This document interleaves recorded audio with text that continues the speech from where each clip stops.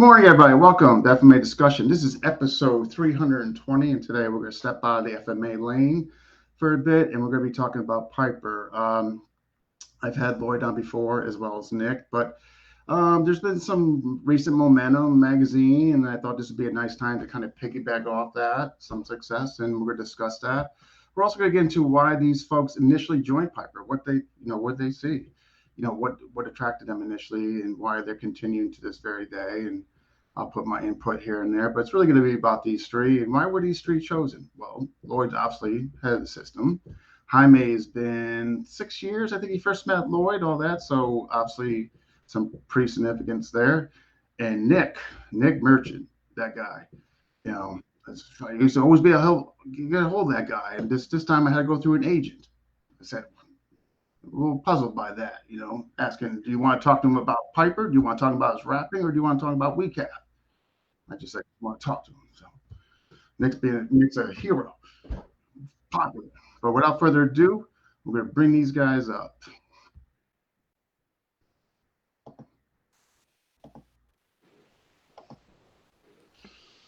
Hey, so I want to thank you guys for coming on. We had to juggle some different time frames here, so I appreciate all of you guys making the effort to work together to make this happen. So good to see all of you. So how you guys doing? Good. Thank you for having us. Oh, happy to do so. So be here. Lloyd, there, you look tired. I am. Yeah, it's been one of those weeks. Well, you know what? We're going to try to make this very painless for you. So it's going to be nothing but good stuff. So, so folks, I'm going to kind of do round robin with these guys. So each will kind of get a crack at the question. But again, if you didn't catch the intro, I'm really excited about this. There's been some momentum with this. I think folks are starting to see what we stand for. And I think it's starting to resonate with other martial arts communities. They're starting to see that. I'm seeing that evidence. And also we're going to touch on why these guys, what first brought them into this, into Piper in the first place. So Lloyd, just quickly, I mean, like you had a Kempo background and what have you. Like what drew your attraction to want to do Piper? Growing up in South Africa, I either witnessed crimes or I was a victim of crimes. And we always knew that these guys were doing something that we didn't quite understand and that wasn't covered within our martial arts syllabus. So we weren't quite prepared to understand what they did or how to counter it. And when I met Nigel, this was a revelation because suddenly someone had started to codify the movements and the ideas and the concepts, the techniques that our criminal underclass was using, and it finally started. Everything just made sense. It's just that now we realize there's something of a system here. There's like a set of consistent concepts, and it really made a difference. And just diving in was so helpful to illuminating this area that had been never explored before. Yeah, so it sounds like you were seeing from afar, witnessing obviously, but it sounds like you didn't understand the methodology, and then you get with him, and obviously that you were significantly part of. Nick, and we're going to get to Jaime after this, but Nick, why, what made you want to do Piper? Like, what was the attraction, the initial interest or attraction? Initially, I'm a Krav Maga instructor, and they do the knife defenses. And I mean, I'll take a lot of flack for saying this, but you get these Frankenstein attacks that aren't realistic. And I was always seeking more realistic training. That's how I got into FMA. And a buddy of mine shot me a video of Piper. And having grown up in New York City and actually been the victim of knife attacks and witnessed them, I would looked at it and I said, dear God, I would hate to have to face that. Mm-hmm. And I'm a firm believer that in order to defend the violence, you have to understand the violence. And in looking at Piper, I wanted to really just explore it. And in fact, my initial workings with you was I just wanted to learn about it. And then, I got into just working it. And that's really where it came from. It just was such a blitz that I was like, I need to figure out like what this is all about. Yeah, no. Yeah, absolutely. And I piggyback off you. Like, how can you understand a defense of something if you can't get in there and try to understand the offense? 100%, especially with those sharp, pointy things. Jaime, same question for you. Pretty much the same as Nick. My background is in Chinese Kempo, and pretty much evolved over the years. I've done Brazilian Jiu-Jitsu, a combination of other stuff, but I started training with a gentleman named Mike Blackraven, CMOC, and he's got an interesting background. And the same thing, one day we saw a Piper video, and I showed it to him and said, hey, what do you think about this? And he looked at it and wow. And his opinion means a lot to me because, like I said, he's got a very interesting background, right? And so we reached out, and Lloyd was gracious enough to respond, and we started to do some stuff through online, and we found a way to get Lloyd here about 6 years ago, Lloyd, in San Antonio. And August 2016. Yeah, it's been a while. yeah, and Lloyd spent about 3 or 4 days here, and it was just mind-blowing stuff, and the beauty of Piper is that it helps you look through a filter and refine, with kind of retrospect, what you refine what you already know. And I mean, if you have a chance to train with Lloyd, it's just some mind-blowing stuff, and not only the physical part, but there's a lot of the psychological aspects to Piper that before it wasn't really covered in, at least from my part, from what I learned, and so I mean, I can't say enough good things about Piper and its effectiveness. Yes, and just to piggyback off you guys, before we got Robert, Richard, GM Ray Floro, my man. When Nick, We even have Raymond Ryan, Floro in the chat, and welcome. Yeah, I mean, we've heard yeah. many good things about you from Ray so many Floro, people. So very top notch, very honored to top have him. notch. That non-tail man from down under. But yeah, so what resonated with me, or I drew my interest, was kind of twofold. One, I always saw, I can't, where I initially got exposed to it, but I saw some videos and I'm like, I just never seen movement like that. It was just that simple. You know what I mean? Regardless of the tactics, I'm just talking about like the movement in itself. And then Burton, in a call with him doing something, he mentions me. I'm like, really? I'm like, wow. So I reached out to Lloyd, and the rest has been history. But yeah, it's just very, we're going to get more into this, so I don't want to give all of this away. But again, the movement being so different, captivating me, and just coming from a huge, significant FMA background, where unfortunately it's got sometimes overtaken by drills. I saw right from the get-go, how direct it was, and far as the tactic base and all that. And that was just appealing to me. I wasn't looking at it from like, okay, it wasn't from a memorization point of view. It was really from you understanding tactics and how to implement those tactics and all that. So that's what resonated with me, amongst other things, which we'll get into. So so let's start with you, Jaime. So what stood out? What stood out when you started talking with Lloyd? You started training. Like, was there some things that stood out that wanted to keep you vested in it? Well, yeah. So pretty much the same thing. When you see the movement, it's not from a recognizable pattern that that I've ever seen before or trained in. And I mean, I'm not an expert in many things, but I do think that I know what is effective. And when the first time I saw this, wow, this is something I feel I need to learn. But more than that, it's psychology. The way a predator thinks, the way a predator attacks. Before in that stuff wasn't really covered. I mean, it was more of a dueling kind of aspect, but Piper covers a whole different field, of the psychology of a predator, the brutality of a predator. And so when I first saw this, when Lloyd started explaining to me, I started to realize, gosh, I might not be really prepared to defend myself from an ambush, from a predator. And I'm talking about somebody that's been in prison for 15, 20 years. Their psychology, their makeup, their brutality is just on another Different level. playing field. Yeah. And then when Lloyd came and to San Antonio, and we trained there, it was just like a paradigm shift. I have this moniker. It says chaos creates confusion, confusion creates hesitation, hesitation creates opportunities. Well, when you see Lloyd move and he does some of these things, I thought I knew certain things, but then Lloyd came and did these things. And how did he get behind me? I never even saw that.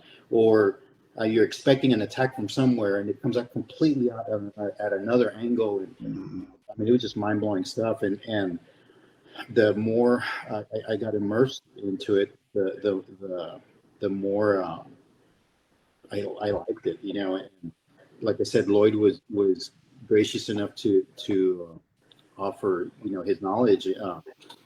He was the one that reached out, and I'm very fortunate and lucky that happened. Yeah.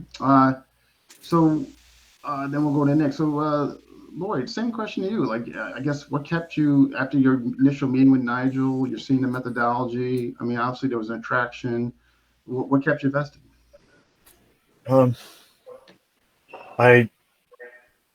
This was something truly new, something to learn, something to really dive into and to make my own, rather than something received from outside. So there was an opportunity to really develop something indigenous. But that said, it was an opportunity to give people something to say, look, here's a simulation of a real threat. And I think if you learn this, you can really learn how, as Jaime said, a predator functions. You can learn the face of violence and how it operates, because criminals fight differently, they move and they think differently. And then this gives you an opportunity to test your existing skills against this skill set. So you can see if your defenses are solid. Also, these guys utilize violence on a routine basis. This is not something traditional in the sense that it's become classically, beautiful like an art. This is a skill set that's used today to hurt people. And you can learn to use those very same techniques yourself effectively. You can incorporate those ideas, and they might fill gaps that you weren't aware of even. And so it gave you this chance to pressure test your system, and it gave you some new skills. And I thought this was a really great thing to give people. And then you could also then develop counter techniques and look for gaps within your own system. And it was also a challenge to learn from these criminals, to study them, to talk with them, and to try and understand what they meant, because they weren't the most educated or the most literate. But you could learn to say, look, well, what was the essential element here, and take that out and weaponize it, improve it, make it more efficient, and turn it from this criminal set of ideas, this sort of hodgepodge mix, into a genuine system with a consistent set of ideas. And that was the appeal, this 10, 15, 20-year process of polishing this thing and turning it into a coherent set of ideas and turning it into an art. And it doesn't clash with your existing art. It doesn't compete with it. It complements it. It fills gaps. Also, it works. I mean, it's very close range. It's designed to work like guys nearly up to you, pressing up against you, right, to within, a foot away. It's designed to work from a foot away and closer. It's not long range. So it has answers to questions that people have who normally want to get distance. No, the guy's up against you. What do? You're ambushed. This is the ambush. So it teaches you the ambush, and then from there you can develop counter-ambush tactics. I don't mean to interrupt here, but Lloyd, you brought up something about the closeness that Piper works. I find that when I'm working with somebody in Piper, it's very uncomfortable for them, and so they want to create that distance. And you mentioned one time that Piper works within those gaps. I mean, it's just it's a constant. It's like rolling downhill. You have the other person usually in a state of confusion, so the movement becomes erratic, and so Piper helps you function within those gaps, creating confusion, creating hell, I guess, and that's another aspect I think that's not mentioned too much within. Nick, same question. I would say, you hear a lot of martial artists go, "Oh, I take martial arts for the self-expression," but yet you're doing the same kata that's been done for 200 years and you're not really expressing yourself. And one of the things that attracted me to Piper was that ability for self-expression. Like, we're all given the same movements and we're given the same positions and strikes, but how we're encouraged to put them together and make them our own, so to speak, and to draw upon our backgrounds rather than say, hey, that's awesome, you took Muay Thai, forget all of that. You know, I love the fact that when training with you, you embrace my Muay Thai background and that it can come out within my Piper as long as I'm following, you know, as long as I'm doing what I'm supposed to be doing in the techniques. I like that it embraces other martial arts. Where other martial arts, you show something else like, ooh, no, what was that? You know, whereas I think within the Piper group, let's just say, for instance, I pull out a Serrata move. It's not, oh, what was that? It's like, wow, how did you employ? What was your thinking on that? And it's really a system of self-expression, and it's interesting in that it's like an inch wide but a mile deep. You know, so there's a lot to like really I like that. pull out of it. How deep are you? Not wide. How deep are you, man? How deep but can you go? You know. It's true. You'll see systems. Well, we have 12 angles of attack. No, we have 13. Well, we have 16. Mm-hmm. You know, Piper's got 5 positions and some variations, but I mean, and one stab. Piper's got one stab. I mean, if you think about it, it's this, and if you lean over, it's that. It's got one stab. That's one. But there's so much you can do with it, man. And I just like the fact, the other thing too is adaptability. Like right off the bat, within like the first or second classes, I saw right off the hand, I was like, well, shit, I could do this empty hand, or or I could do this with a tactical flashlight. Like, so it didn't have to necessarily, like, it has that predator element to it, right? But when you put a blunt weapon in your hand, like I worked with some of the women at the martial arts school and stuff, and they see what they can do right off the bat with just like a little like pen or something like that. It went from being such an offensive art to being like, wow, this is actually has a lot of applications for self-defense, depending on your perspective and your situation. You get ambushed, you got the, and then you're going right at it, you know? So there's more to it than it just being a knife system. That's the other thing too. Like I said, inch wide, mile deep. You look below the surface, you're going to see a lot of stuff there. Wow, that was, you hit some, Nick, you never surprised me, Nick. You know? Nick's that man, the multi-talent man. You know, but yeah, just to piggyback off what these gentlemen said, you know, absolutely it was the initial movement from afar I saw. I just never saw a movement like that. However, when I did start training with Lloyd, one of the things that really resonated with me was that there wasn't the control. Okay, you need to follow this, and you need to actually. What was so refreshing was that he would give me stuff, and I took responsibility for my own journey. He said, "Look, you know, play with this stuff. Send me a video." I'm like, "Great. You know, I don't have to follow this rigid outline and memorization. I have freedom to, you know, as long as it didn't get crazy. I'm doing spinning kicks or what have you." But and so that really resonated with me that I had control of my destiny as long as I followed kind of the outline of tactics and all that, and I was able immediately to kind of put my own flavor and what resonated with me as far as my background, FMA, obviously, and all that. And he was complimentary of it. He made suggestions, additions, subtractions, but overall, I thought refreshing that like he just wasn't like, oh no, you can't do that or that. Quite the opposite. He was welcoming. And the other thing that resonated with me, that self creativity aspect, like, you're given this stuff, but it's up to you to put stuff together and works for you. Body type, your size, your past, what resonates with you, what works with you. Are you long? Are you short? I mean, what do you favor? And all that stuff in there. The other thing too was the whole aspect of damage control and exit. That really like was important to me, because one of the things FMA I think can do better as a whole is address damage control and exits. Like, do what you just need to do to get home. I mean, you know, without going overboard, and now you're the one that's being tried. And that really, and I really push that with students. I think that's just so important.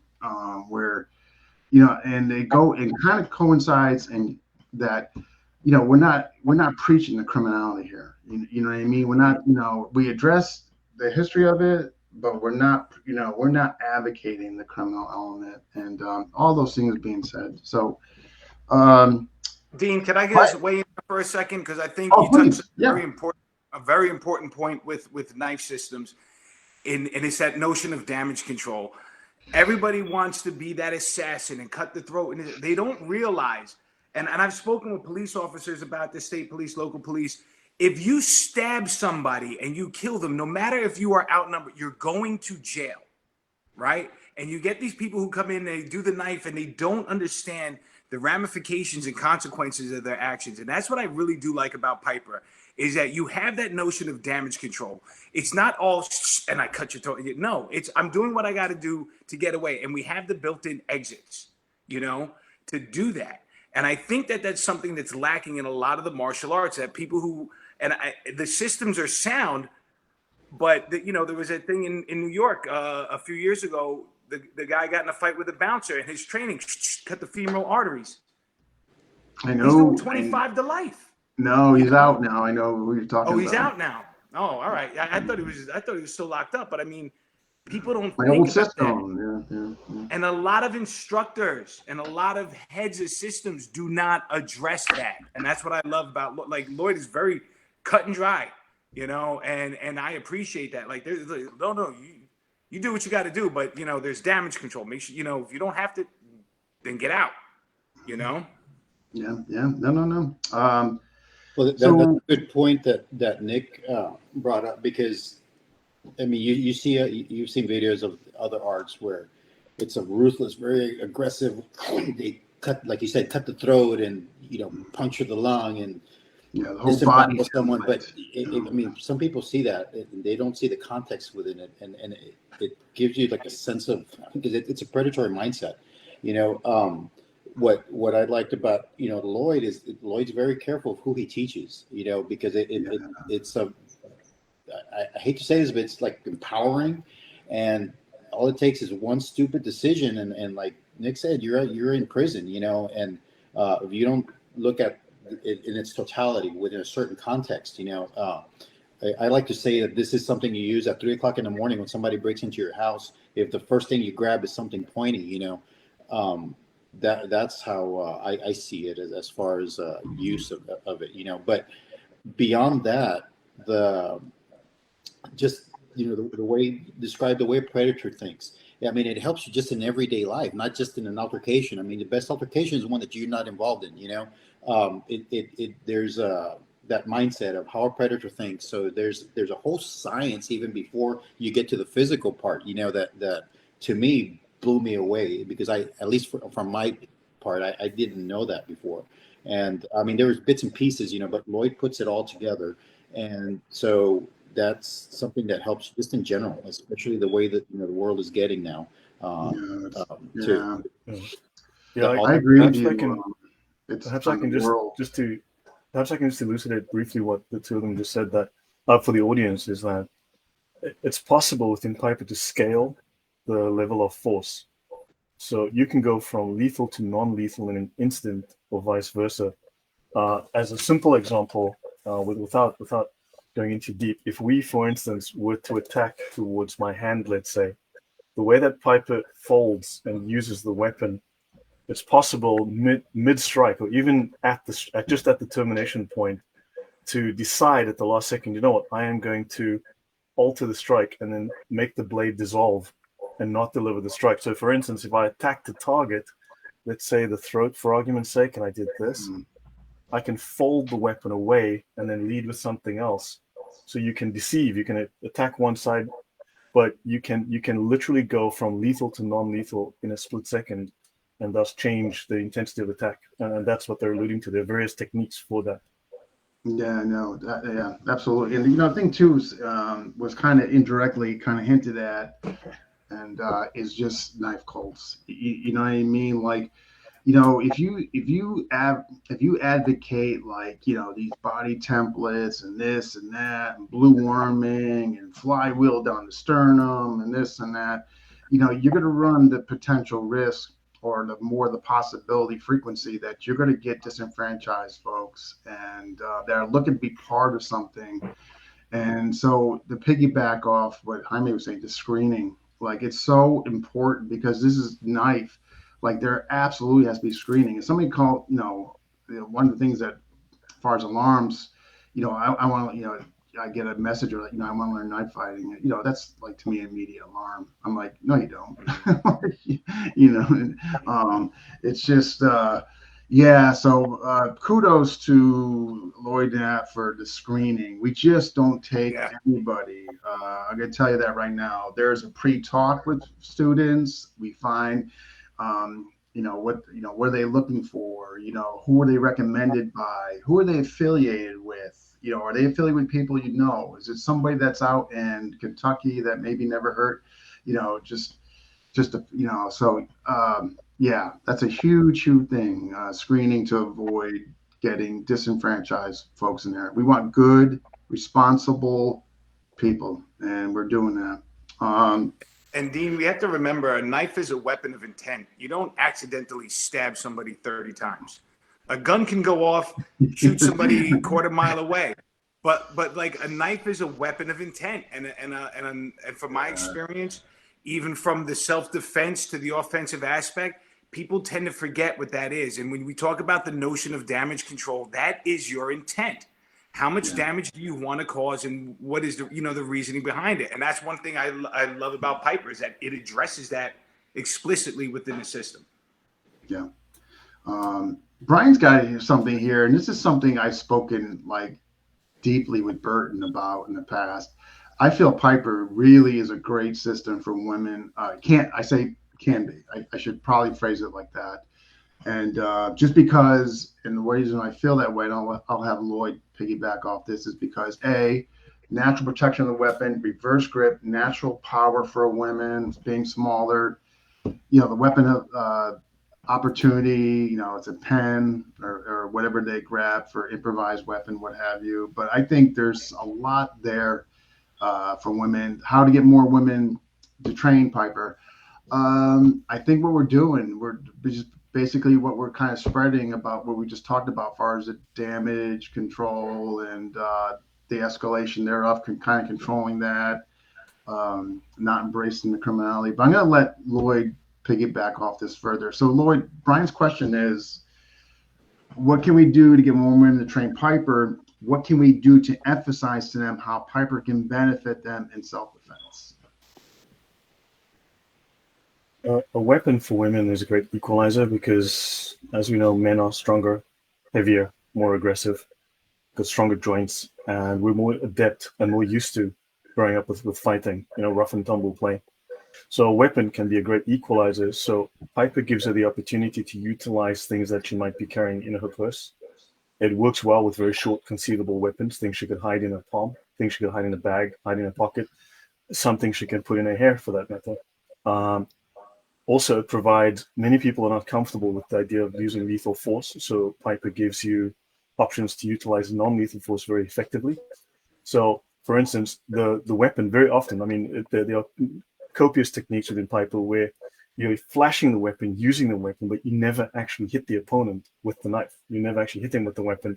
You elbow him, you palm heel, you forearm slam him, you hammer fist him, you kick him, bite him, headbutt him, shoulder slam him, body slam him. But so the weapon is a distraction. So it gives you also, the audience may not be aware, but Piper is derivative. It's an art that was, it's effectively a form of war club. Think of club fighting with the hitting. So you're hitting, it's blunt force trauma with the knife. It's not a knife system per se. The movements are largely club based from Southern African and Nguni stick fighting.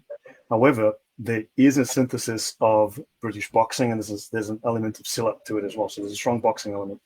So you're utilizing everything, bringing all your weapons to bear. And also, it works well with improvised weapons. So there's no need to necessarily just stab. And also, as you said, with the escalation of force, as was discussed, another odd thing that people are not familiar with in knife systems is that Piper targets the bones. So the way the Piper works, because if you look at the African stick methodologies, they target bones, they break bones, fingers, and so on, joints, elbows, knees, ankles. Piper does and can do the very same thing. So it targets the bone, so you can disable. So it's not about defanging the snake and leaving defense wounds, but you can actually take a hand out of the picture with one shot. You can take, a knee out so that they can't run after you. So it teaches very strange angles that people are not trained to detect. You're moving at angles that they don't see, that they typically don't defend against. And women like Burton Richardson taught his daughter some Piper, and as an example, and she can use this very, very effectively. So you can hit targets that people don't expect, come in at angles they don't expect, utilize additional weapons, and you're not reliant on just the weapon. If the weapon fouls, the weapon gets knocked out of your hand, you're already in hand-to-hand combat mode. The difference, the switch over from hand-to-hand to knife and knife to hand is very, very minimal. It's almost seamless. So you are already utilizing elbows, knees, forearms, headbutts, and so on. And so I think it gives them more options, and it takes away the element of having to kill, having to cut. You're doing these very sharp. You can attack these targets, and you can then, I think, enhance your chances. And for women, it's more versatile. It's less aggressive. It's less, what would we say, less brutal, and it's more socially acceptable, I think. Hopefully that helps to answer that question. No. Thank you. I thought that was well. Okay, let's Jaime. We kind of touched on this, so twofold question, and this will be for everybody. What makes it so effective, and why would you recommend Piper? Well, I think what makes it so effective is because it's very instinctive. It's very intuitive. It's very user friendly. It's not a complicated system that looks really nice in a dojo in a controlled environment with a compliant partner. I mean, we've all seen techniques that are, look really nice, but when you see, the closed circuit TVs of actual violent altercations, you very rarely see, something very complicated in use like that. I mean, like Lloyd said, Piper's got one stabbing motion, up, and then if you're at an angle, and 3 movement patterns. But it's like boxing. Boxing's got 4 punches, right? But you see a good boxer. 4, 5, yeah. But you see a good boxer, and it looks like he's throwing a combination of 1,000 different punches, but it's really a combination of those 4, depending on angle and speed.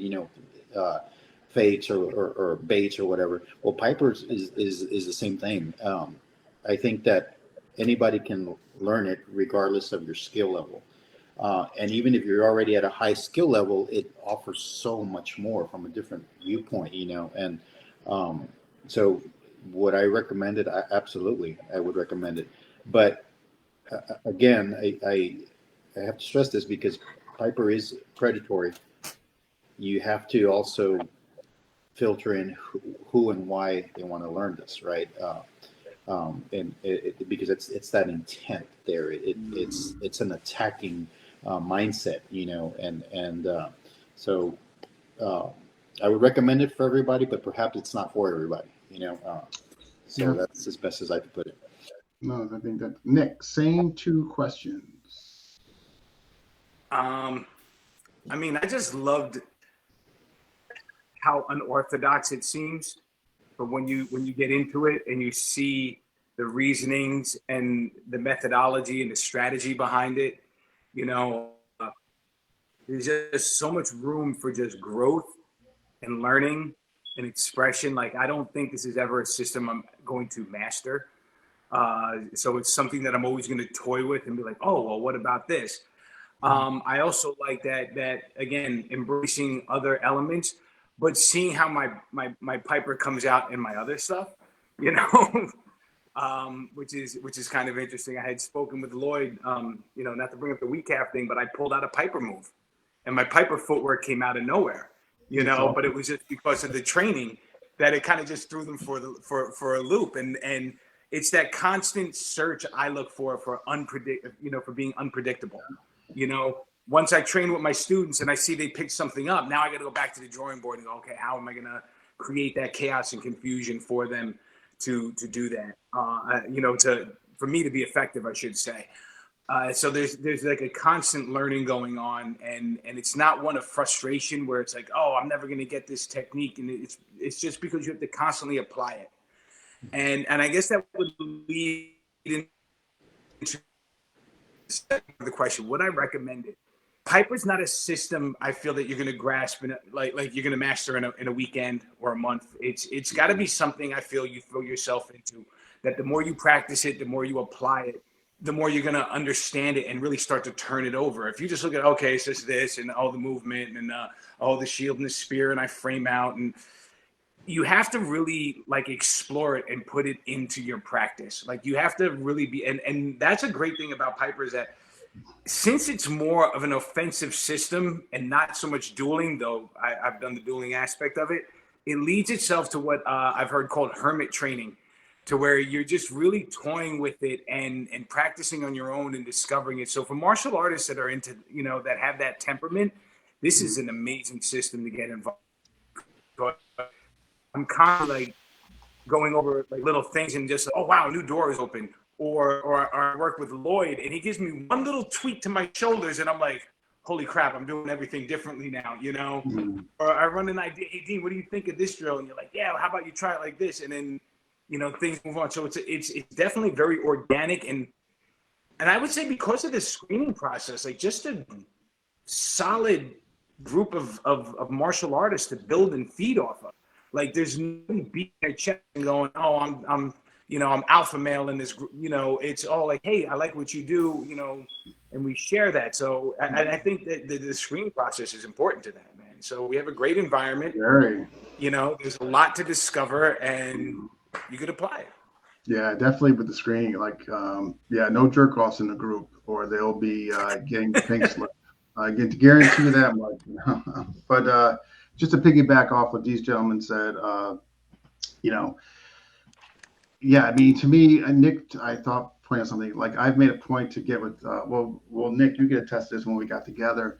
I think it's important that you get some body content like that, just to see, like with my students in other systems, and they're predominantly FMA. Like I said, look, I'm going to come at you. I want you just to react organically. What would you do? And they couldn't do anything. Is just something they've never seen before. So it's really hard to defend against something you don't understand and you haven't seen before. The overload on their senses, it almost like just froze them in time. And it was funny initially, I wasn't even using offhand. I was just deviating with broken rhythm to, and they couldn't do anything. The moment I put this in the valve and the moment I put bumps, body checks, sweeps, they just were annihilated, to be honest. So the reason I'm bringing this up is this is why I think it's so effective, because it's so tactic based. It didn't get lost into translation. The offense is the defense. The nonlinear attacks, the change, the broken rhythm. One of the things I love about this system is the broken rhythm. I'm using it in my FMA, and I'm scoring more than people with a number 12, man. Boom, just with that broken rhythm. And I know for absolute fact, Piper has enhanced that aspect of me. I know for absolute fact, because I wasn't doing it before. You know what I mean? So would I recommend it? Yes, for a multitude of reasons. One, I think it's great for the women's self-defense. Two, I think it's something, if you're level-headed, you can really make this and really get a better sense of like Jaime touched upon, like, God, if this came at me, man, how would I handle this? You know what I mean? So it's really going to humble you that what you think you could handle or you might know, no. You know what I mean? So that, I love the aspect of self-creativity, that you are in charge of your journey and that you can make it what you want it. You know what I mean? As long as you're kind of still within the parameters of Piper and that. It just, stuff like that, all inclusive. But before I go even further, I would definitely recommend it. But I want to get, obviously, Lloyd's take on this. Robert Small, half beats of FMA. I think it goes beyond half beats. I think a half there. Broken beats, quarter beats. I mean, it's different. Yeah. Go ahead, Lloyd. Yeah. So just give me the first question again so that I make sure that I answer correctly. Oh, yeah. So why so effective and why would you recommend Piper? I think it's effective because it draws upon your own preferences and personality. Piper has a very small selection of techniques. It's really just like Jaime said, boxing as like, I mean, to just to oversimplify slightly, jab, cross, hook, uppercut. Piper is pretty much the same: jab, cross, hook, uppercut. But from I think Piper's like 7, or maybe expanded it to about 9. But it's like 9 basic techniques or movements, or 9 basic movements from head to toe, and from that you can assemble any variety of moves, right? But it suits, it's customized to fit you. We don't make you fit Piper. Piper fits you. You do the things that Well appeal to said. you. So you move according to the way that you prefer, that fits your temperament, that fits your previous past experience, that allows you to integrate your past. If you're a boxer, you move like a boxer. Your Piper looks like boxing to a fair degree. If you come from a FMA background, you can see the FMA influence there. That kind of blends with that. So it doesn't fight against your existing technique. So it doesn't fight you. You fight with it. It doesn't impose my movement on you that you don't. I don't want clones. I want people to be original, to be unique. We're all different hand, arm lengths, different heights, different weights. So no one is forced to do something because, I mean, you're asked to understand it and know it so you can maybe teach it to the next guy who can use it, but it's individualized. And it draws upon a culture that has a long history of combat. So it is something that also evolves. I mean, like Nick has used some of this movement in the sparring. Jaime's blended this with the CMOC. So these ideas, I mean, you guys are now busy on the Wall Club, you and Jaime, for instance. And these ideas are not, you guys are taking concepts that I've given you and you're building techniques out of them, your own techniques. And this is going to come back into the system. So it's not me making it, it's me giving you guys the freedom to create. So there's that creativity. I think people have the ability to develop things that use their existing knowledge and experience. It doesn't deny that knowledge and experience. So I think it makes people feel that the previous knowledge has value, right? And Piper doesn't try to be everything. It knows, like, we work in this range. We're designed to solve these problems. And once you shift outside of that range, you can seamlessly adopt your previous martial art. If your other martial art has an answer for this problem, you can switch into it without conflict. The transition again is seamless. And also it comes, as I was saying earlier, it comes from a culture that fights today, not 1,000 years ago, today. So there's a genuine understanding that these techniques work. They're proven to work. This is what has remained. So there is that. And also there's this feedback. Another thing, there's the feedback. You guys talk behind the scenes. You guys talk, you share ideas. You come back and you show me something, and then we incorporate that back into the syllabus, because so you say, hey guys, here's a better way to learn this. Here's a better understanding of this concept. Here's something you can, and also the drills. We develop some drills. Now we develop a very basic drill. When we say drill, take that very lightly, but once you understand the concept that the drill teaches and the timing and the rhythm, you're expected to change that you're expected to develop your own drill, your own entry, your own way of moving, to change those parameters yourself. So no two people are alike.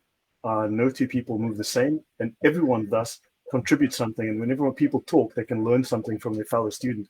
Everyone in that sense is an instructor. Everyone contributes. Nick is now WCAF champion. I mean, congratulations again, well deserved. And I mean, we're grateful to have him with us, right? So we can learn from Nick. He's got great experience. WCAF, Nick Merchant.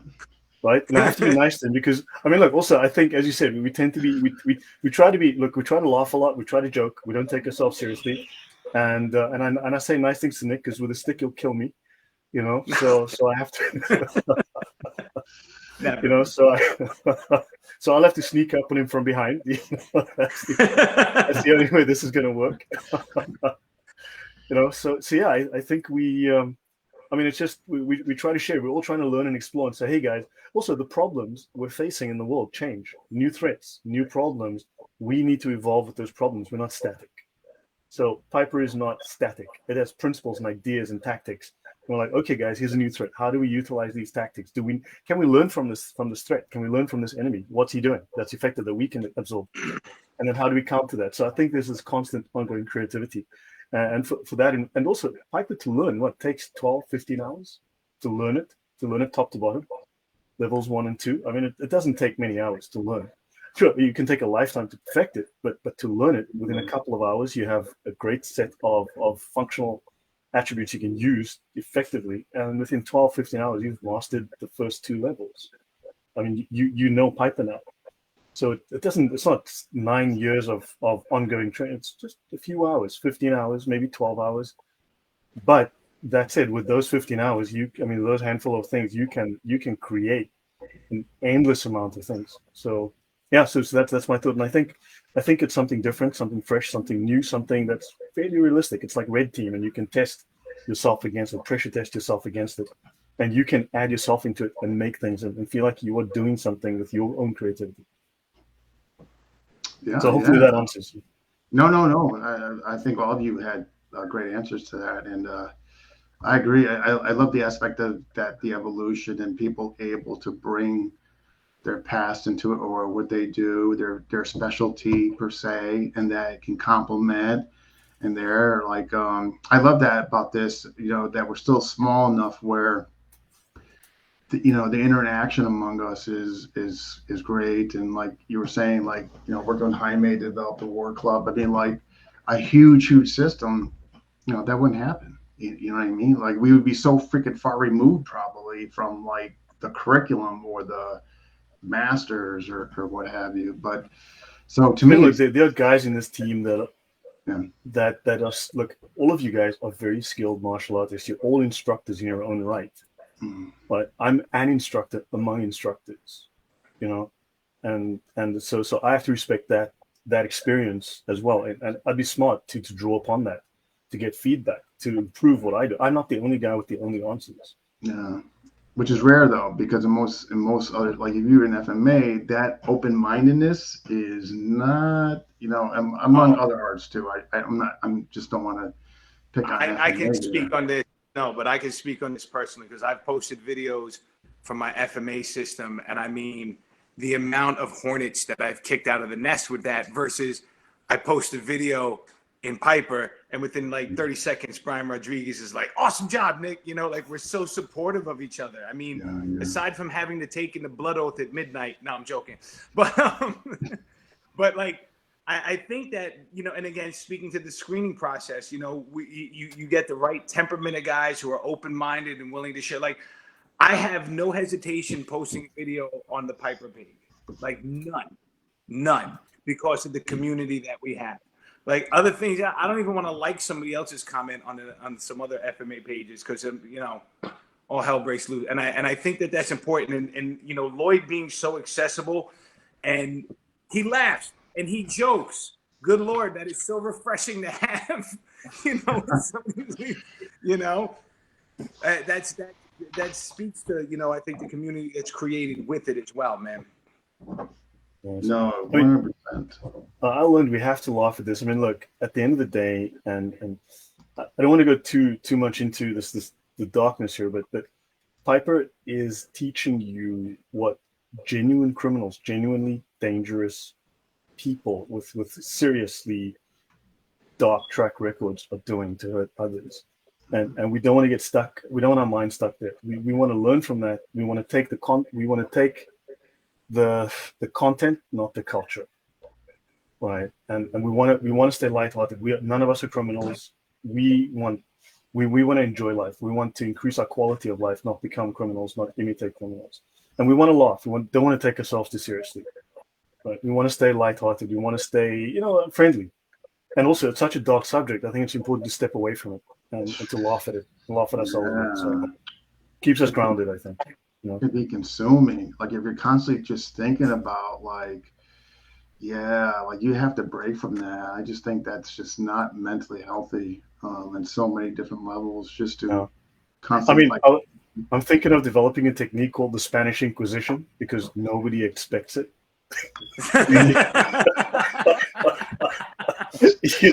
So, I actually want to do it. I've been thinking about it, So yeah, things like that. I mean, let's laugh at ourselves a bit, but I mean, look, because we know this is dangerous business. This is serious stuff. Mm-hmm. Well, I think just to piggyback off of what you said, Lloyd.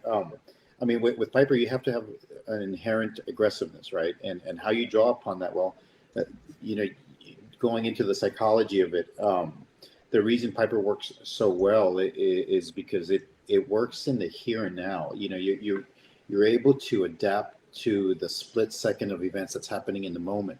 Um, I forgot I call them Lloydisms. He says Lloyd when we're training, he says certain things that are so profound that I go back and think about them. Like, you know what?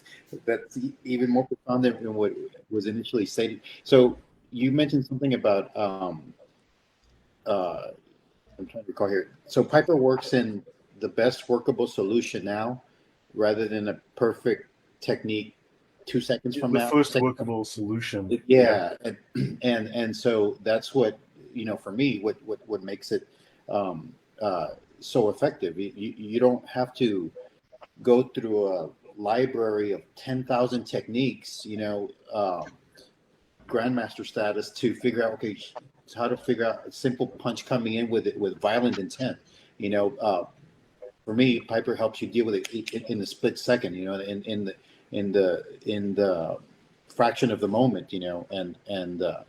So that's another reason for me why I think and why I would recommend Piper to Yeah, some. well, in that sense, I mean, if you have learned other defenses, Piper doesn't impede you utilizing those defenses. Yeah, so it integrates with those things, and but yeah, so that's a fair point. I mean, it would be too long probably to explain that process that Jaime alluded to, but yeah, but just by the virtue of being so close most of the time, oddly enough, you ended up in a situation where you're nearly face to face, so you're nearly body on body. That actually limits what they can do because they need to create distance to operate most of the time. And so that already shuts down so much of what they would do to you and puts you in an advantage because you're trained to fight when you are you're basically kissing distance with this guy, and Piper works at that.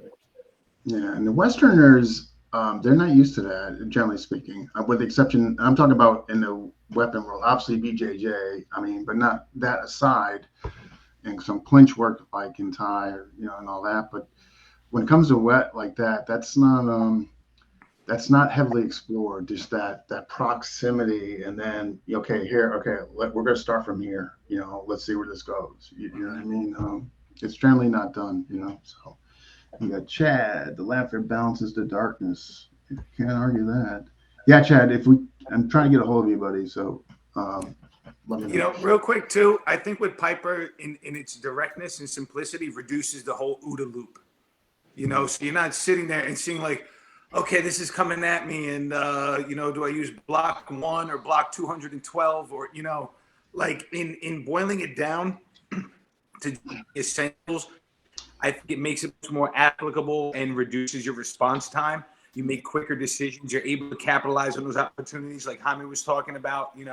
When they hesitate. Like I love the first time somebody asked me to demonstrate Piper and they've never seen it, and they get that like deer in headlights, and it's like, oh, I can do what I want at this point, But it just speaks to the system. It's like It's not that I don't have a lot of choices. It's just I'm not over inundated with so many redundant concepts, or like I could block like this or like this, and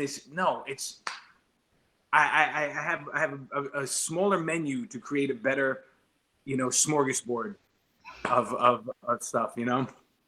Well, and then from there you can branch out into what what you were saying before, what you already know. It's an excellent bridging system. Having 10,000 techniques is not bad. That's a lot of blood, sweat, and tears went to learn those, right? But Piper helps bridge that gap from what's happening here and now to go back and use that stuff. Like perhaps I can clarify. Oh, good grief! What happened to my camera? Like, give me a second. Hearing you, yeah, it's got a line through it. The dark forces. Everybody bite a finger and draw blood. No. You're back. Sorry about that. Yeah. No, looks like I have a new camera, and it's a little bit of but on that point, techniques. Again, I don't know much about FMA, but you guys know. But in FMA, a technique might be like within Kempo, you have a preset technique. Here's a technique. It's 12 moves, takes 2 seconds. Piper doesn't have those. In Piper, a technique is something you make up in the moment. There are components that you assemble, like Lego, given the circumstances, and in real time, you construct a technique. So Piper doesn't have techniques. It's got a stab, a footwork, a defense or whatever, a bob, a weave, a hand in the way, a check.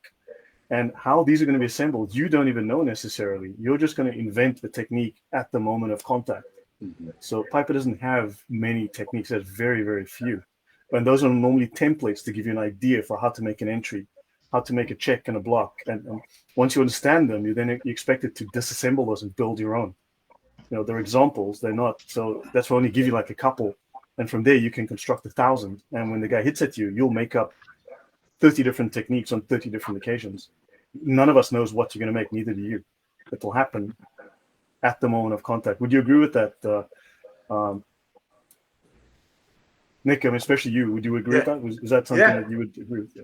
No, that's one of the things that I love about this system, man. Like it's not a lot of pretense, and it says, well, if it comes from your system and it works, use it. But it's not burdening, and I like the term Jaime used. It's a bridge system, like in that aspect, like it doesn't shy away from you incorporating what you already know. In fact, encourages it, and I think that's something people don't see in a lot of other fighting systems. Got a question here, Lloyd.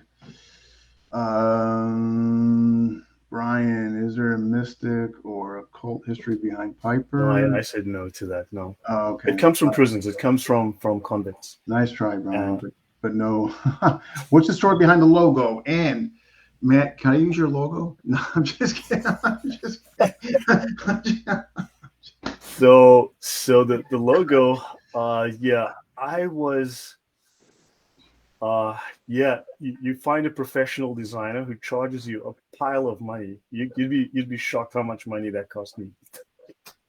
Oh gosh! I mean, when you say money, like with the copyright and etc. and all. Well, besides that, but just to make the logo, I mean, I had to pay. I went to a professional, and I paid the guy a ton of money. It was not cheap, I can tell you. There were too many zeros. I was like, where do the zeros stop? Wow. I was like, wow. So the logo is obviously Piper System, the tagline for Piper System, which we don't use very often, to be honest. And we just call it the South African knife system, but it's really, we say blink and you die in the dark. Right, which I've been using for many years, like 20 years or whatever. So yeah, Piper, blink and you die in the dark. And it's meant to be very quick. It works with rhythm. There's a lot of rhythm, a lot of beat. If you're a musician, you'd understand Piper really well.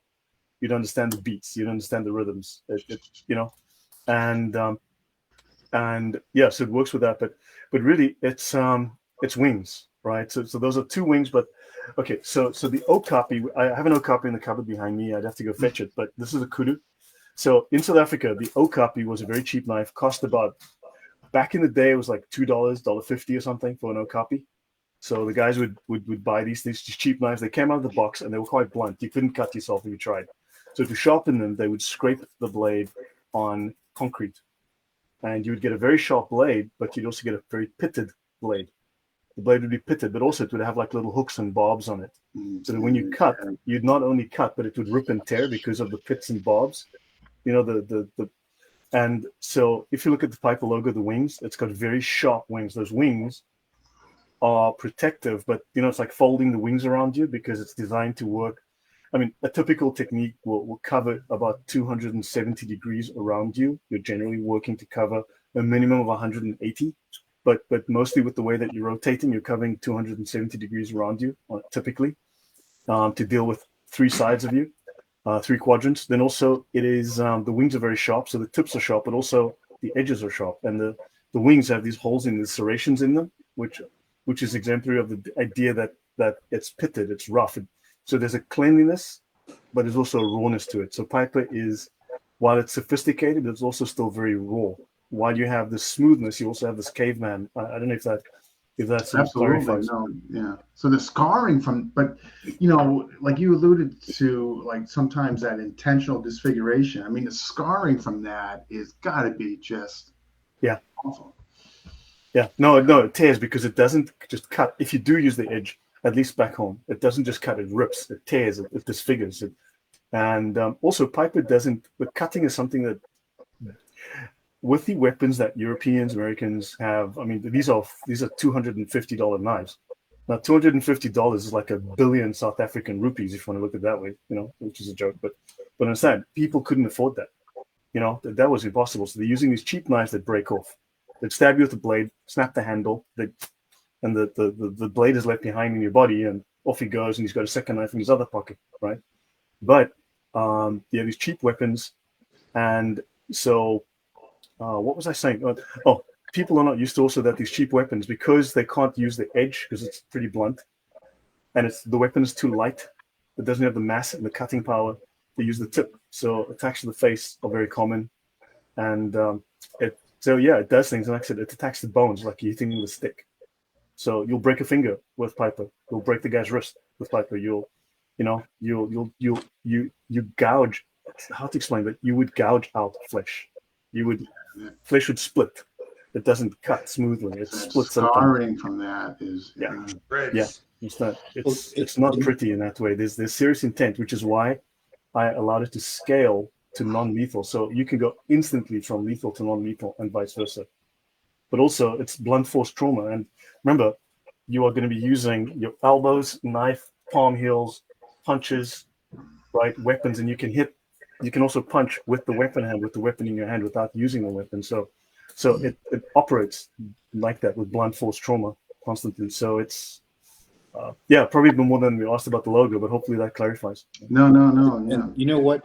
You with regards to the blade, Lloyd, the psychology behind it, because the shimmering blade, that audio component creates hesitation, creates confusion, and it, just you can work with so many different aspects of it. Working around the components of the blade. You need that audio aspect. As they follow the blade, they never expect that attack coming from their side. Distraction. And then the thing that I also love about Piper, it works very intuitive, very that moment, where it allows you to adjust to in the moment type of, you have to cover up and you can come in and there's just so many different aspects of Piper that allow you to work in a high stress environment under the adrenaline dump, and in that oh crap moment. I maybe in the future we can Nick, you alluded to the OODA loop, and how the OODA loop applies to Piper, and it's like a whole different science field of science. Fascinating, and that's a show right there. Just how the overload and the capitalization on that overload, if you know how to use it against them, that's a show. I mean, that's an episode right there. That's I switched cameras. My new camera is So, he's got the IG filter going. I want to segue into. I do. Oh my gosh! Kind of what's going on. Some exciting things that are going on. I mean, Black Belt Magazine article. How'd it come about? Tell us about it. Yeah. I met Perry William Kelly through Burton, I believe, again.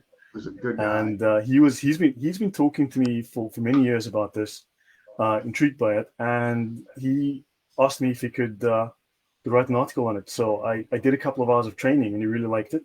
And then we decided to write the article. It was very tough for me to get someone to do the photos with. So I eventually asked my personal trainer at the gym that I work out at. So he volunteered as the dummy, and his partner took the photos. And fortunately, they did a great job. His partner did a great job, and so he played the dummy for me. And so the article I thought was really well written in Black Belt Magazine, and it's great to be recognized, and also the fact that it has a quote from Burton and a quote from Dean as well. Yeah, so folks that who maybe are not familiar, or it's the latest article that came out. Here it is, and I believe it's still available. I know for a fact the best place to get it if you're in the States is Barnes & Noble. From there, but again, well written, as Lloyd said. There's pictures. I thought it was incredibly well done. So Lloyd, are we going to be having to contact you through your agent now soon or something? That's Nick. Man, That's Nick. Yeah, I'm not world champ. I'm gonna have to. No. we're not world, Jaime. We're not world champions, man. Nick's, when you get a hold of Nick's agent, you got to press options 1, 2, and 3. Are you consulting? You want to talk to Nick about rapping? You want to talk to Nick about piping? You want to talk to Nick about WeCap? I mean, it's. And he'll get back to you within 2 weeks. I was lucky. They put me through. Nick said, "I know, Dean. You can put him through. If you don't know, I don't know. It could be a couple weeks." Oh, by the way, you know what? What is so great? I had someone here for a week. You know what? For the first time, I had someone fly all the way to Poland, to Warsaw, to train with me. And Robert Small, thanks for being here. We'll see you next time. Thank you. Yeah, take care, Robert. And hey, Chad, welcome. Good to see you here. Chad and I will chat during the week. So I had someone actually visit me, and we trained for like 4 or 5 days, which is why I'm so knackered. I saw them off this morning to the airport. I took them to the airport this morning. It's tiring, dude, to do like 4 or 5 days of constant training. And that was really good. And obviously you and he will be getting together at some point to work on some new material, something else. And what was great was, as I came back, a short story. So I came home, and there's a message. This is the guy that contacted you yesterday, this guy from Poland. So so I spoke to him, and so he's been looking online at different knife systems to learn, and he said he looked at, now the SIOC guys I've reached out to in the past, and we've spoken briefly, and they were very polite. They were real gentlemen, I must say. I spoke with them. They were very polite, very nice, very complimentary, and we had a wonderful interaction. We didn't extend it, but really the way they treated me was very good. The Atienza Cali guys, that's when you mentioned the situation in New York, I believe, Nick. I was with both those groups, instructor for both of them. They were very polite to me, at least. So both SIOC and Atienza Cali, I'd spoken with the guys in the past. They were very polite to me. They treated me with great respect. It was very nice. So at least my interactions were very good. That said, so he was looking at different systems, and he said he looked at SIOC and he felt it was a bit too just deadly focused. And he looked at other things, and he said it was either competition focused and so on.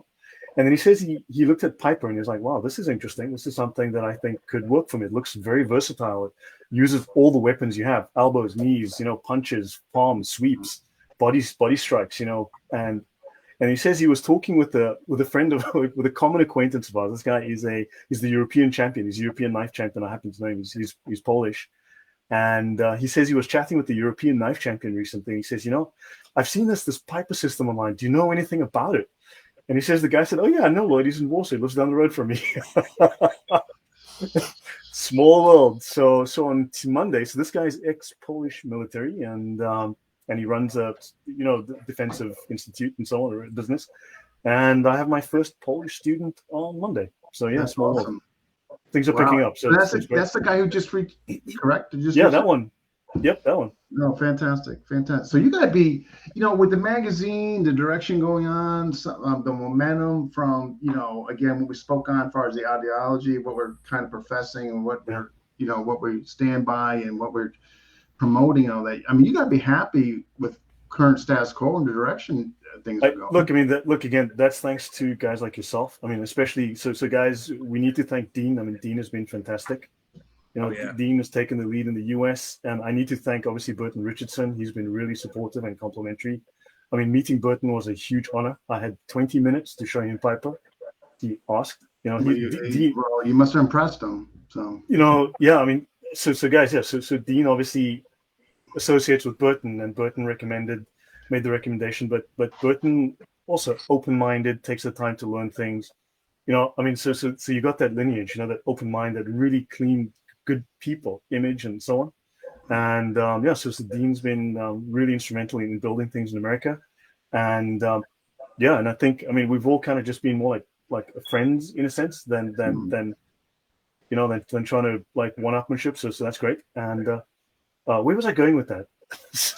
That you're overall happy with the current. So it's working well. It's going well, and thanks to your efforts. And also, I've now potentially I will have someone else come fly in for some training. So now it looks like I might have. So things are picking up. I think things are going in the right direction. No. I'm so glad to hear that. So, so far as future, like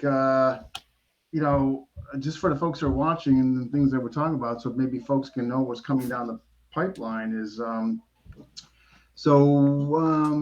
other modules that are going to be in development coming down in, besides the actual Piper syllabus and what have you, is the War Club, I think the Reform style, if I'm not mistaken, Tripwire. What else? Am I missing anything?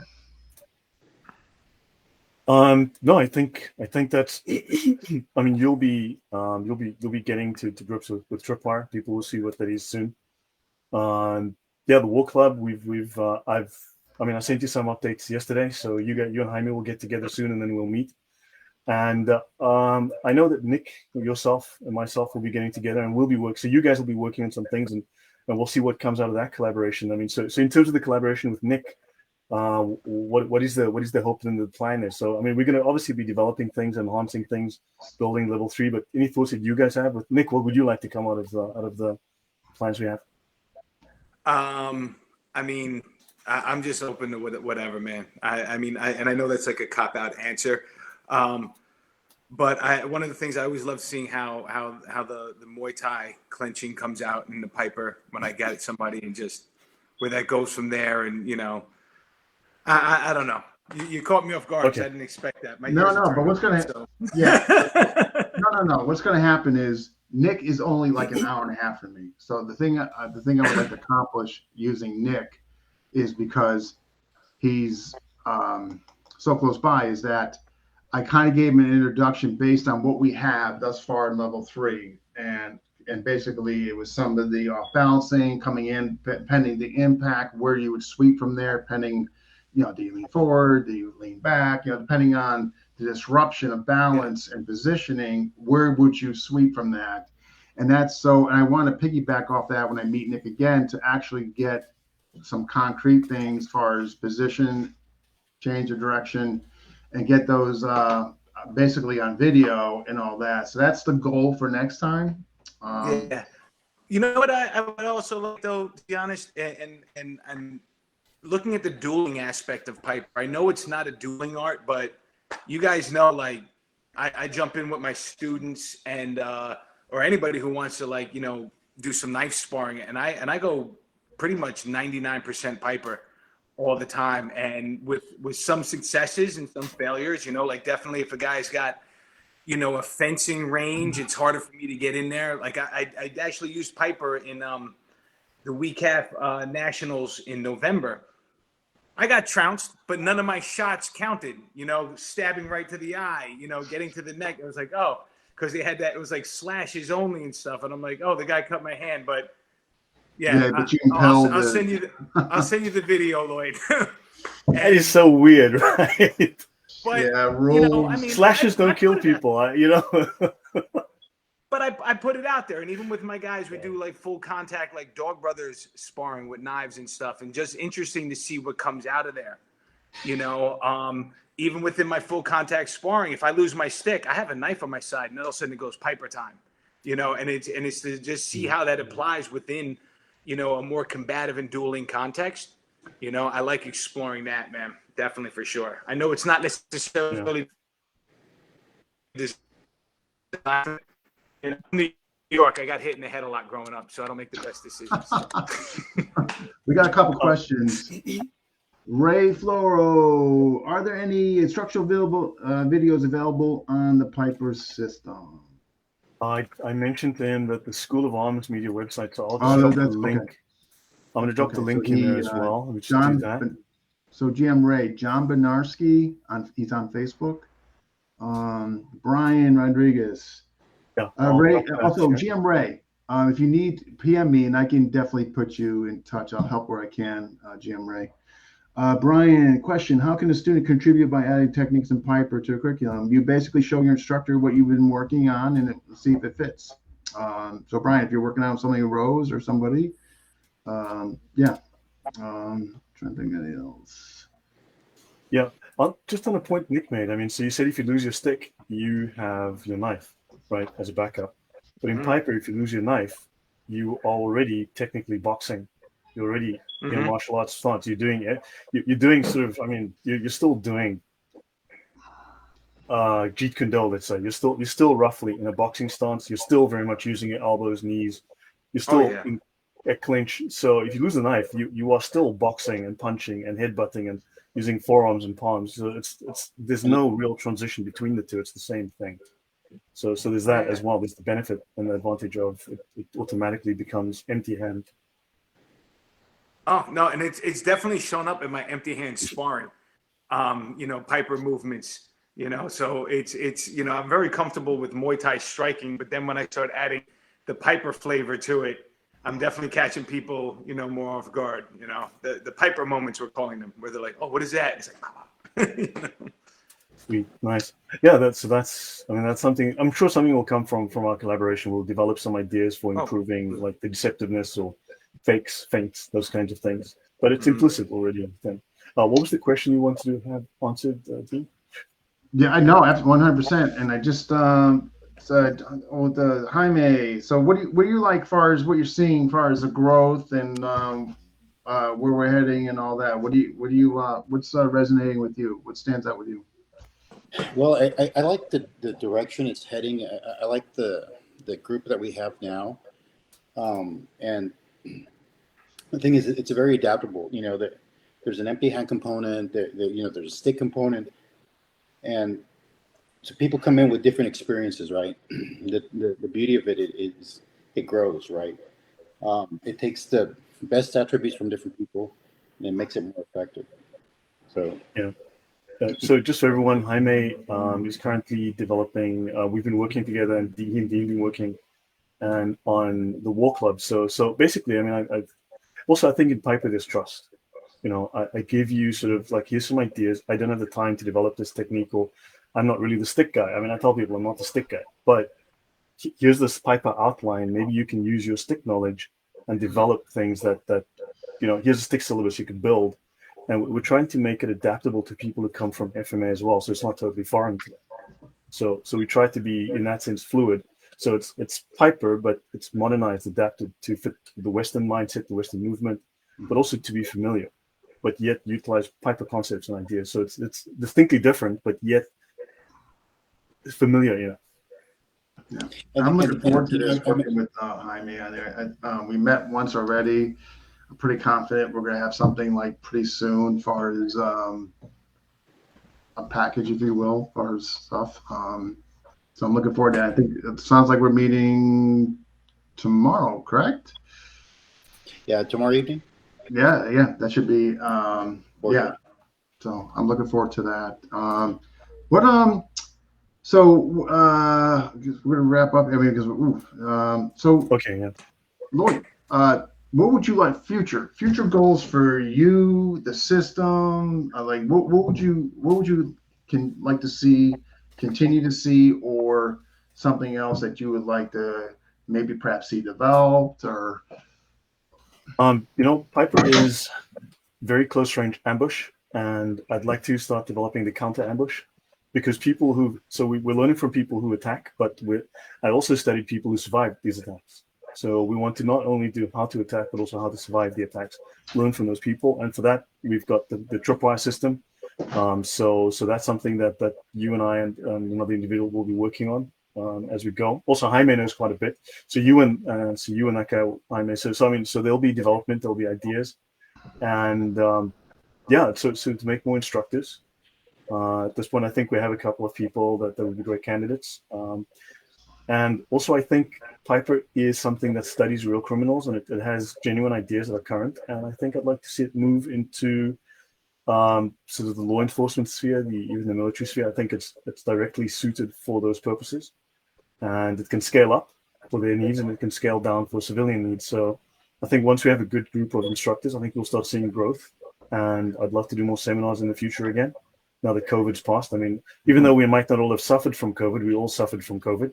We all had COVID, unfortunately.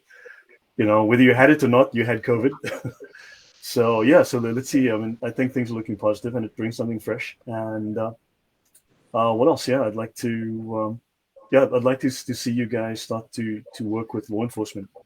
Now, I think it gives them something that genuinely understands the criminal mind, the criminal method, the ambush, that teaches you those skills so you can use it to take down a criminal if you want to, but also to deal with an ambush at very, very close range. So I think we have something, and over time, I hope to go there.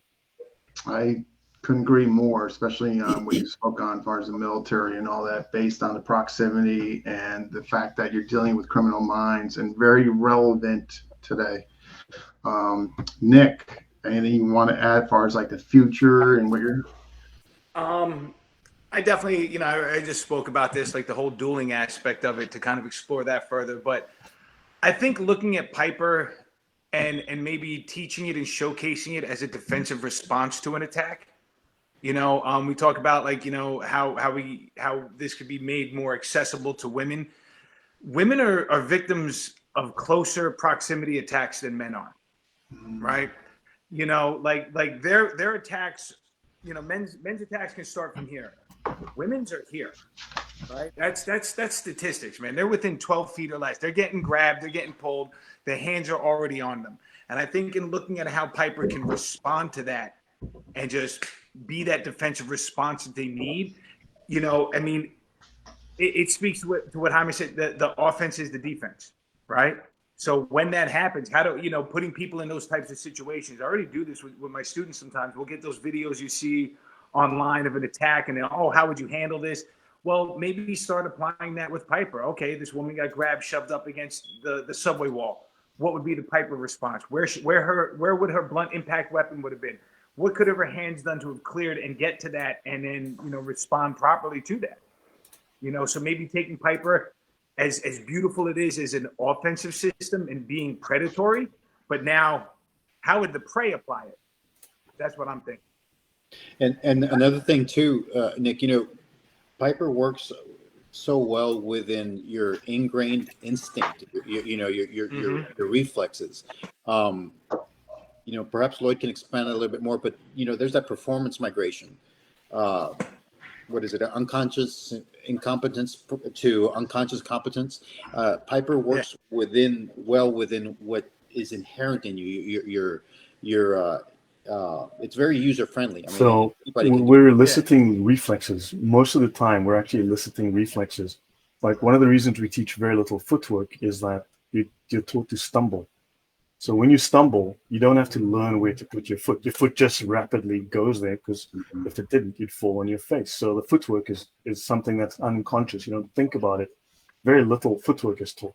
I mean, very little. Most of the time, we're eliciting reflexes. A lot of the movements, the attacks, are literally you're falling, you're stumbling, and a reflex. That reflex movement, that is the attack. So it's not necessarily that you are learning a move, but you are controlling a reflex. If that helps to explain.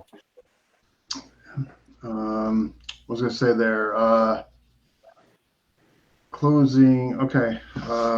This has been wonderful. Closing thoughts, any of you guys? I thought this went well. The comments kind of speak for themselves in the chat section. I thought this is a timely thing to do as far as the momentum that's going on with the magazine coming out, and I think there's some great things happening to us. I see the message being resonating in the FMA community, amongst others, just by the interest and the questions and messages coming in. So closing thoughts from Lloyd. No, I'm really glad to be working with such a good team. I mean, I believe we should surround ourselves with the best people we can find. Good people, intelligent, capable people, and they will contribute. Everyone contributes. I like that, and I think thanks to you, Dean, we've assembled a really, really nice, great group of people, many talents, and My pleasure. it's an evolving system. Crime evolves. I mean, gangs evolve their tactics. We are evolving not like a gang, but we're evolving the same way. We are maintaining, this development process. So the principles remain, but the expression changes. And I think it's something that people always find something new and fresh in, because as things change, we are keeping up with that. We're not static. Jaime, closing thoughts? Oh, the same thing. I appreciate the opportunity, Dean. You have Oh, an sure. excellent group here, and I mentioned before that I'm very fortunate that you chose me to be here. Considering, I mean, even just in the comments here, some of the members that you've had on before. It's a great group, very highly skilled. And the thing is with Piper, if what is it? If two people are always in agreement, only one's doing the thinking. Piper allows you for self-expression. No two people's Piper is going to look the same. Amen. I'm really looking forward and see where this collaboration goes to. Yeah, I'm looking forward to like what we're going to become. As far as the stick stuff, I think that's going to be some great stuff. You know what I mean? So I'm looking forward to Yeah, that. I mean, truth be told, I don't know everything, so I'm gonna have to learn what you guys create, right? Yeah, yeah. So it should So be constant, sharing circle and everybody having their part and contributing, and that's what makes a tribe get better and better, right? Nick, closing thoughts. I'm just humbled and honored to be here. I feel like the kid who's always sat at the small table. Now I'm at the big table, but I'm really just thankful because, like I said, I didn't get into Piper for any rank other than I just wanted to understand it. And working with Dean, you like done like a fantastic job, and you're just such a great instructor. And and it got to the point, I was like, oh, I'm really enjoying this. And Lloyd, your leadership, like I said, I can reach out to you at any point. And it's, it's great to have a head of a system who I'm not hesitant to ask questions of or expect, blowback. And again, that speaks for the whole community. Like I just linked up with Jaime last week and we're already having exchange if I did, so it's really cool to continue with that. And I think the organicness of the system is going to really prosper, with this type of attitude and mentality. Oh, Nobody's jockeying for top position. Everybody's just like, I don't care what your rank is. We're all in the same group now. Let's push each other. And I love that. Yeah, 100%. So, I'm humbled and honored to be here, man. Thank you for having me. Really. Yeah, and just to piggyback off what you guys said, absolutely. There's just no tolerance for egos or just because maybe you're past system, you're a GM. Well, in our group, that's insignificant. What is significant though is that you come with an open mind, you're willing to be a team player, you're willing to contribute based on your specialty, your past, but anything divisive or that like that or no, you're not gonna you're gonna find yourself by yourself, and it won't be in the group. I guarantee you that. I really enjoy you three coming on.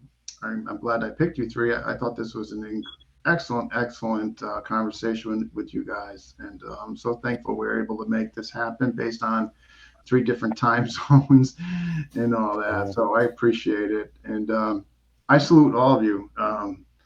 As part of the team and all that. So I'm looking forward to obviously continue working with Lloyd. I just love what he's instilled in me, the freedom and working together. And Jaime, I'm looking forward to tomorrow night, finishing up that.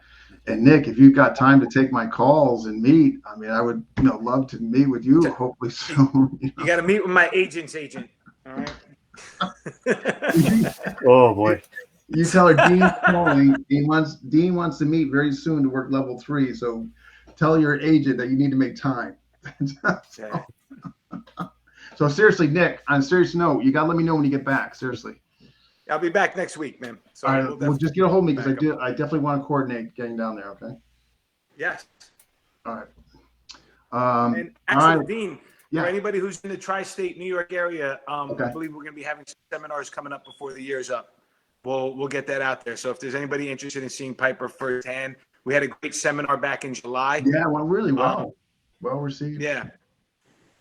So that was great. So if anybody's within, driving distance of New York City or Westchester or New York, by all means, keep an eye out for that. Thank you. Yeah, we'll definitely do that again. Well, folks, I appreciate you guys coming on, and you guys have a good rest of the day. Sir Lloyd, I'll talk to you, I guess, Monday at noon. Yep. Jaime, tomorrow night. Thank you. And Nick, we got next week, man, me and you. We get it. We get it. Thank you so much. All right, Awesome, guys. Mike. You guys Very take care. A pleasure. Go get some, Honor. Lloyd, go get some rest. Yeah. Swimming, man. Cheers, good. Oh my God! Thanks for Cheers, doing this. guys. I know Been good. you're. Appreciate it. I know you're exhausted, but now you're free. Now you can go get. You can go get some rest. Some pierogies. All right, guys. You guys take care. Awesome. Thank you. Okay. Take care. Bye. Make sure you tell that agent, Nick. I'm gonna be calling, man. I don't want to be put on the back end. No, not at all. All right. Hey, have a good rest of your trip. Seriously. All right, brother. I'll speak to you soon. Bye. All right, bye. All right, that was a great conversation. I'm glad we made that happen. You know, with the magazine, Lloyd being highlighted, you know, I thought it was just a good thing to do to kind of piggyback off that. And I'm glad that we made that happen. And yeah, so hopefully folks got a better picture of what Piper's about and what we're trying to stress, and we're not embracing the criminal. If you, those of you who don't know, we can't make videos with hoods on, no number references, nothing like that. So we're really, you know, that's what we're really, you know, selling and pushing as far as the what we stand for. Again, if you got any questions on that, please, you can message me on Piper, Lloyd, obviously too. If you got questions, both of us would be more than happy to answer them and whatever questions you may have. All right, folks, thank you for jumping in. Also, tomorrow, episode 321. Yes, if you guys are around, that will be 7 p.m. Eastern time. Matter of fact, I'm going to be putting the flyer together very shortly. You guys will see an FMA discussion. I want to thank everybody who jumped in and asked questions and all that. I'm really glad that some of the folks that are, you know, in the FMA community that have an open mind and seeing that. It's been a tough sell in FMA discussion with me. There has been some closed-mindedness as far as the perception of Piper, and I'm really doing to really change that, and that's why I thought it was timely to have this interview, and what we stand for, and that we're not things that we don't embrace, you know. So hopefully you guys in FMA community saw that were watching today. I hope so. All right, you guys take care, and thank you again.